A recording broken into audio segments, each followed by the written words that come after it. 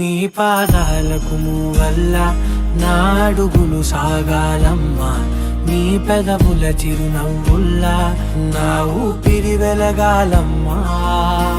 నిరంతరం చంటి పాపల్లే ఉండాలి నేనెన్నాళ్ళకి, నిన్ను దిలెంతగా ఎదగాలనుకోనే అమ్మా. అణువణువణు నీ కొలువే అమ్మా, ఎదసడిలో శృతిలయలు నువ్వే అమ్మా.